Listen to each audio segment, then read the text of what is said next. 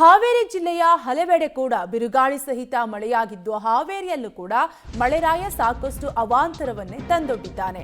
ಹಾವೇರಿ ಜಿಲ್ಲೆಯ ಹಲವೆಡೆ ಬಿರುಗಾಳಿ ಸಹಿತ ಮಳೆಯಾಗಿದ್ದು ಕನವಳ್ಳಿ ಗ್ರಾಮದಲ್ಲಿ ಬಿರುಗಾಳಿಗೆ ವಿದ್ಯುತ್ ತಂತಿ ಸ್ಪರ್ಶಿಸಿ ಮರಕ್ಕೆ ಬೆಂಕಿ ತಗುಲಿದೆ. ಮರಕ್ಕೆ ಹತ್ತಿದ ಬೆಂಕಿಯಿಂದ ಗ್ರಾಮಸ್ಥರು ಆತಂಕಕ್ಕೆ ಒಳಗಾಗಿದ್ರು.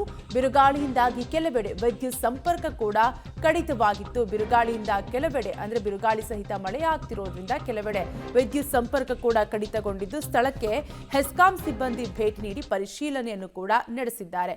ಇತ್ತ ಬೇಸಿಗೆಯಿಂದ ಕಂಗೆಟ್ಟಿದ್ದ ರೈತರಿಗೆ ಮಳೆ ಒಂದ್ ಕಡೆ ಹರ್ಷ ತಂದಿದ್ರೆ ಮತ್ತೊಂದು ಕಡೆ ಸಾಕಷ್ಟು ಅವಾಂತರವನ್ನೇ ತಂದೊಡ್ಡಿದ್ದಾನೆ.